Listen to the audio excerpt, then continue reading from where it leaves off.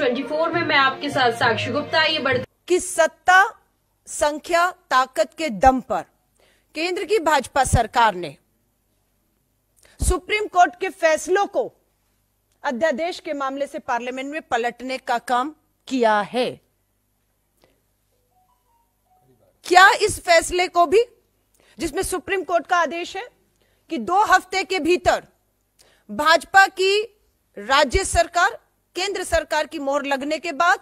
15 अगस्त को 11 बलात्कारी हत्यारों को जो रिहा किया है, 2 हफ्ते में उन्हें वापस जेल भेजना है। क्या इन 2 हफ्तों में ये 11 बलात्कारी हत्यारे जेल जाएंगे सुप्रीम कोर्ट के आदेश के अनुसार, या फिर हम सत्ता और संख्या के दम पर सुप्रीम कोर्ट के इस फैसले को पलटते हुए बलात्कारी और इन 11 हत्यारों को यूं ही आजाद घूमते हुए देखेंगे? क्योंकि ये सरकार ने जब इन्हें रिहा किया, तो याद रखिएगा 15 अगस्त 2022 को जब रिहा किया, तब गुजरात का चुनाव सर पर खड़ा था। 11 को रिहा ही नहीं किया, विश्व हिंदू परिषद और भाजपा के मंचों पर बिठा बिठा कर इनको प्रचार प्रसार में लेकर गए और अपनी सरकार गुजरात में बनाई।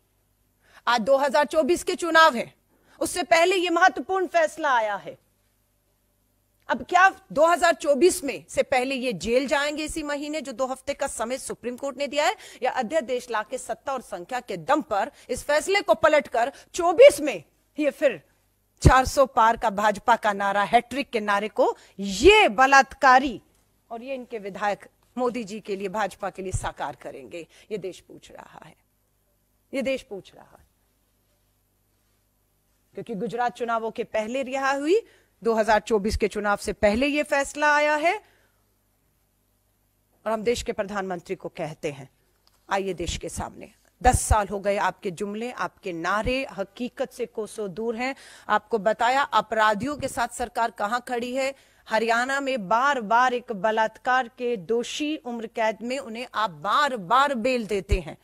ब्रजभूषण की एफआईआर, गिरफ्तारी नहीं होती, न्याय नहीं मिलता है। मणिपुर की बेटियां यहां पर आपकी दिल्ली की दहलीज पर, जंतर मंतर पर अपना सर पटक पटक कर चली गई, उनके लिए भी एफआईआर और कानूनी कार्रवाई सरकार करे, सुप्रीम कोर्ट को फटकार लगानी पड़ी। तब हरकत में आई केंद्र की और मणिपुर की सरकार, और आज भी केंद्र और गुजरात में भाजपा की सरकार, और सुप्रीम कोर्ट का यह फैसला पूरी तरह से भाजपा को बेनकाब करता है। हम सुप्रीम कोर्ट का धन्यवाद करते हैं कि उन्होंने ऐसे समय पर,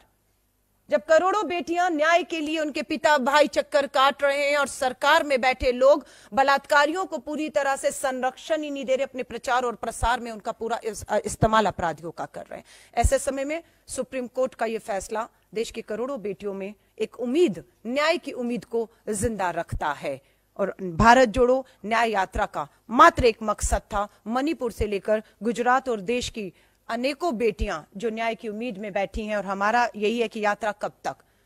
भारत जोड़ो न्याय यात्रा कब तक, भारत जोड़ो न्याय यात्रा न्याय का हक मिल जाने तक। और ये लड़ाई लंबी है, उस लंबी लड़ाई के लिए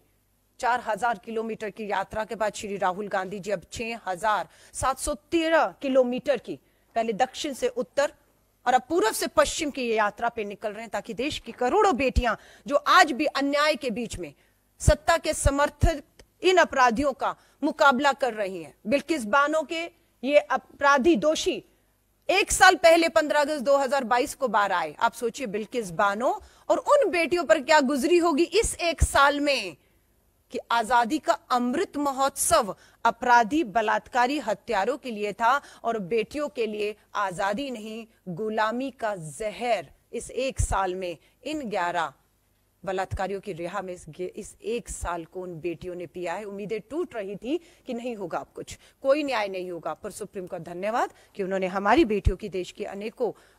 लोगों की उम्मीदों को जिंदा रखने का काम किया है। और हम पूरी वचनबद्धता के साथ